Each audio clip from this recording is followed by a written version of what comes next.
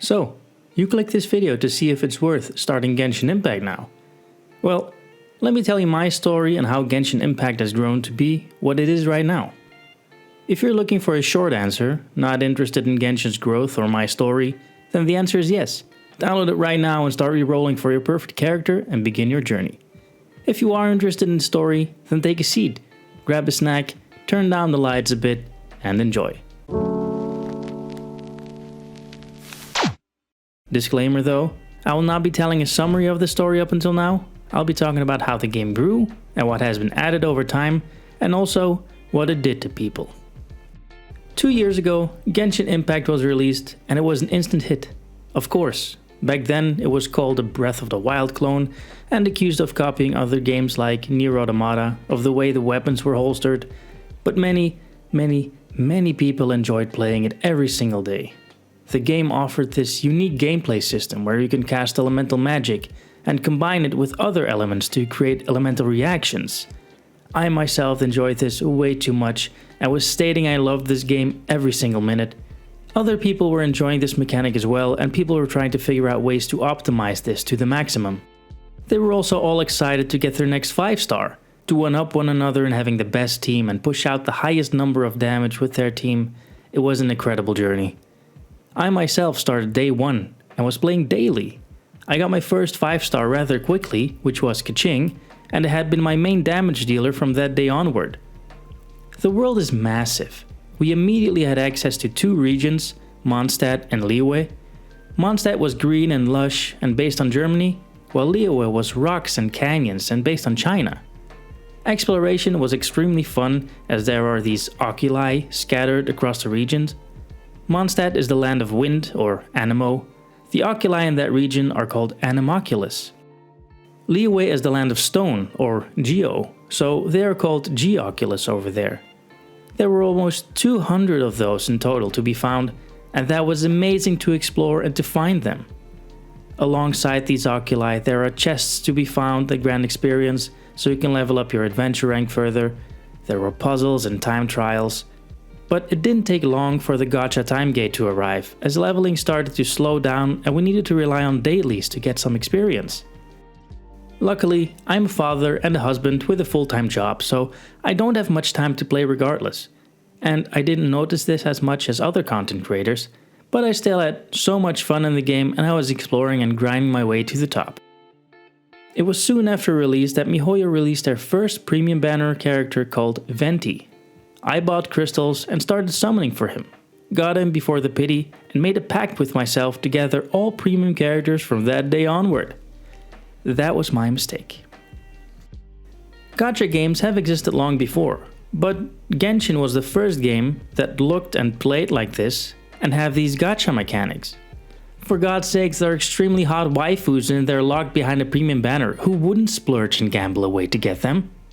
So, a lot of content creators were showing off how they performed their wishes on stream and on videos, how lucky or unlucky they were, which incentivized people to do the same. Now, I'm also guilty of that, but not in the grand scheme of things. At a certain point, some content creators began to receive messages like, "Oh, I spent $1,000 already," and these creators felt like they were the issue. They started to address the addictions that come with Gacha and started to address their way of playing the game. Some even started new accounts to show everyone you can play without spending. My main account is now going to be my secondary account, and I don't want to play it anymore. On top of this, any of the videos where I did wishes and I was showing off all the wishes that I got, in the next 24 hours, I'm going to be taking those down and unlisting them. I also addressed it and I kept on spending but did not show off my summons as much. Just an occasional one when someone in chat asked me to. But after half a year of playing, I noticed I was paying a grand amount in this game and knew I was addicted to gambling. So I took a step back and closed my account and stopped playing. I needed to kick this gambling addiction. People, gambling addiction is real and you shouldn't be spending if you are susceptible to it. I know this isn't part of the road to Genshin 3.0, but I felt that my story needed to be shared so people understand what they're getting into. The core mechanic has not changed when it comes to summoning, so please, be careful and try to play free to play if you don't have the luxury to spend. Don't be afraid to fall behind or miss out. It's a single player game without PvP mechanics. There's no leaderboard, so you are able to chill and play in your own pace. No one is racing you. Anywho, let's get back on track. This is how it works. A premium banner is announced with one new 5-star character and 3 4-star characters that have a higher chance of dropping as well. These 5-star characters would only come once and then they'll be gone for the foreseeable future. This is of course FOMO inducing. Better yet, there's also a weapon banner with 2 5-star weapons that will also rotate and not be available for an unknown amount of time. And these weapons were much harder to obtain than a character. Anyway, these premium banners run for about 3 weeks before a new banner is announced, and then they switch it up. From version 2.3 onward, they started doing the occasional dual premium character banners, where one is a new character and one is a rerun character. This gave people a choice and was a great addition to the gacha mechanics. They also introduced a way to get your weapon banner faster or have a better guaranteed pull on it.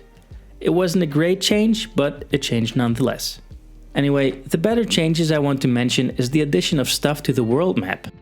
In version 1.2 we got Dragon Spine, which is a mountain that became available to us alongside a whole new story arc.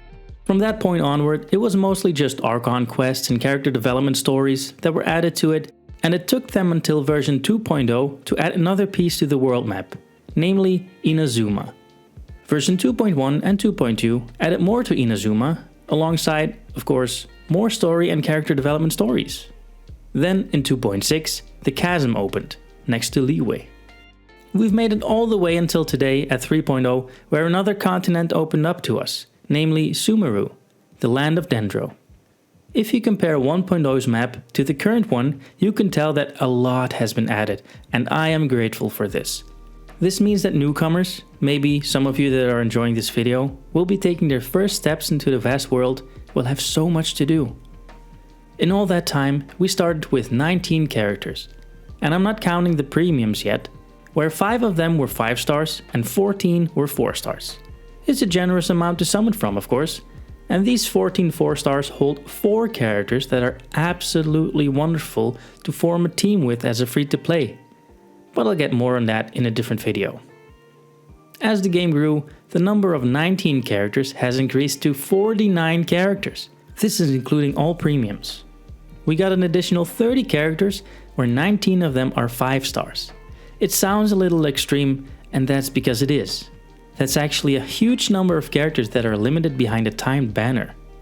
But with 3.0's release, that number increases with 3 once more. We'll get 1 new 5-star and 2 new 4 stars. Now that's something I like to see more. More 4-star characters in the release than 5 stars. It makes it a little bit more free-to-play friendly. What I like most about 3.0's release is that we've been staring at this load screen with all 7 elements for almost 2 years now, and this will be the first time we will get to play as a Dendro.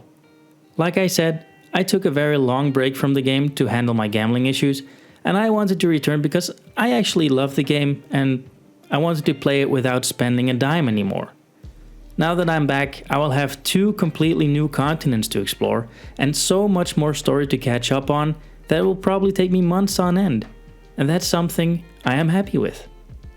For completely new players, this endeavor will probably feel the same as it does for me.